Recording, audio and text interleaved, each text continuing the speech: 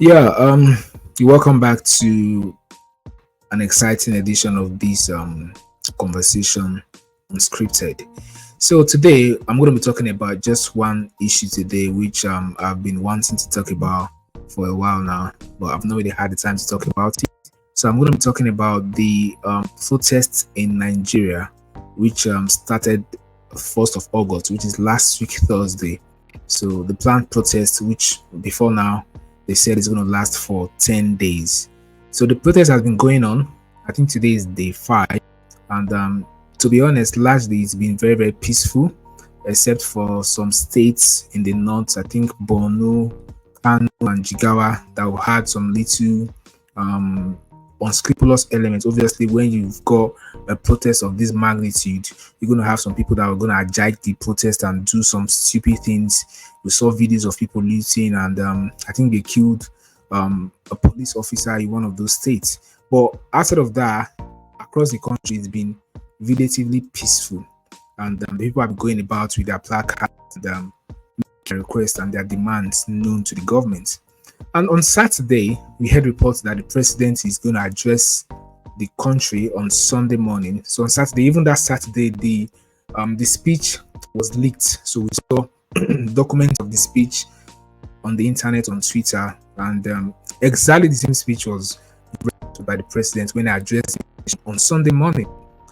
The broadcast lasted for I think roughly about 1 hour, if I'm not mistaken. I didn't follow the broadcast, but I I saw it on the internet. So the president basically, a summary of the broadcast for me, this is just my own personal opinion, was the president talking about his achievement in the past 14 months, which he has been president, talking about how he met the country and where the country is right now as at today, 14 months after his inauguration, which on his own right is very, very fair. Talking about now or before now, we used to use about 97% of our revenue is used to service debts in the country. He has been able to reduce that to about 68% of our revenue is now used to service debt, and how he's been able to do things like establishing about 10 SME hubs across the country, producing about 240,000 jobs, and about 75,000 beneficiaries got 1 million naira for the SME loan with single digit interest, which is good.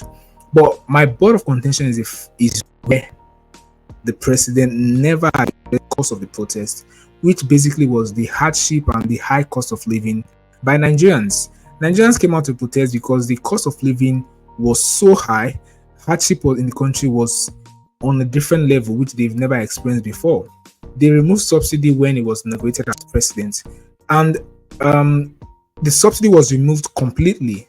Personally, how I thought removing the subsidy, they would have done it in stages, like take out, for example, let's say 20% now, the next year 30%, and gradually people get used to it and you remove it totally. But it was removed completely, and we're hoping that according to what was released, that the money from the subsidy will be pushed back into the economy, into various sectors in the economy, and to boost the economy.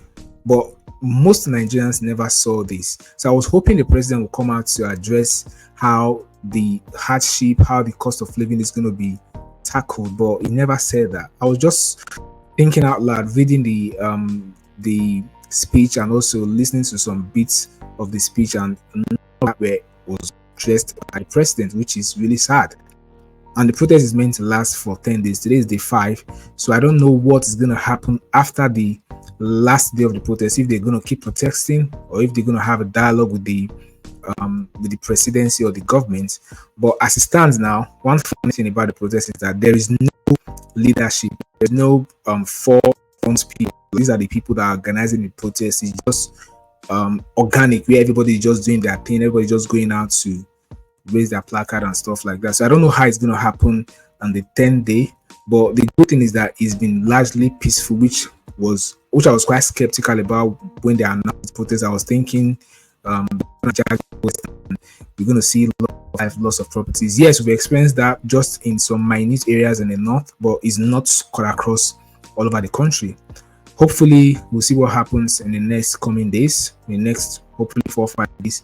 We'll see if the president will come out again to address, or measures put in place to address some of the demands and the questions raised. I just thought to share my opinion on this trendy topic as regards the protest, and hopefully, when I come back here to talk about the protest, we'll be talking about positive things and how things are now better off than it were before the protest. All right, see you guys soon. Enjoy your day.